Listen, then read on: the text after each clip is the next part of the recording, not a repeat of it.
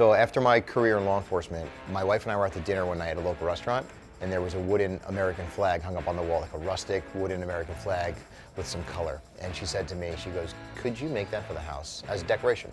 And I was like, sure. I already owned some basic stuff as a homeowner, a chop saw, a miter saw, bought some wooden stars, and I built this wooden American flag. I had no idea what I was doing. This was in early 2019. I took that same flag, I posted it on social media, and I said, look, made this for the wife this weekend, what do you guys think? And ever since then, it's just kind of taken off.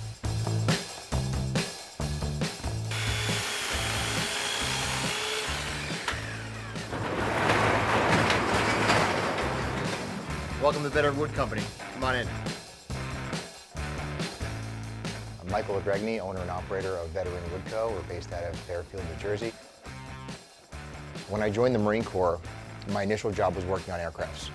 And I felt a sense of satisfaction because we would work on an aircraft and then we would see that aircraft successfully fly a mission, and it would complete said mission, and it would come back and we would see what it did. But as a police officer, when we go render aid, for the most part, or we put somebody in the back of an ambulance or we help out a family, very rarely do we see the end result of that. And I felt almost a sense of I was lacking something, like a lack of satisfaction. Like I would take care of the initial problem, but then after that there was no follow-up. But when I came into this field and I started creating things with my hand, I found that it was very satisfying to be able to see the project through to fruition. I would start with like a design phase and then create a rendering, and then we would start building and then deliver a finished product. There's really a sense of satisfaction when you deliver something from start to finish and you can show the customer, here's what you asked for. My most memorable or impactful project was after the incident at the Capitol building on January 6th. I was called by the Capitol Police to make a memorial piece for one of the officers that was injured and passed away in the line of duty.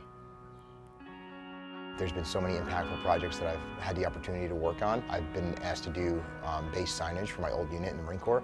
I've done memorial pieces for people that have died in the line of duty, from soldiers that have lost their lives in the line of duty. I've done work for a bunch of Eagle Scouts that were graduating the Eagle Scout Pack and they needed to do some like community service. So we teamed up with them, no cost, and they actually painted and built and assembled everything that I cut on the machines, and we installed a new sign at the VFW in Fairfield. I used to work in conjunction with a local vinyl shop. I purchased him out, so now I own also another vinyl shop, and his name was Lee. And I asked Lee many years ago, Lee, what's a good business insurance for me to have? And Lee recommended Hiscox Business Insurance. Business insurance is your #1 defense against any kind of legal claim that your business may suffer, whether it's in the line of duty, it could be driving, it could be delivering. You could hang something on the wall, like as simple as I'm gonna go to a restaurant and hang a sign on the wall. I've had business insurance from the first time I stepped out of my garage to go physically install something somewhere. I run a coaching group. One of the first things I make people do is when they go and step out of their shop and into another piece of property, they have to have insurance to protect themselves, to protect the business, and to protect their family. I use Hiscox Business Insurance. I fully endorse them. They've been phenomenal to me. I look forward to many more years of their coverage. My favorite part about being a small business owner is the freedom that it allows you to afford in your day-to-day. As long as you're able to manage the chaos that comes with being a small business owner, it is very rewarding when it comes to making time off for yourself and for your family. Find something that you like doing and just do it.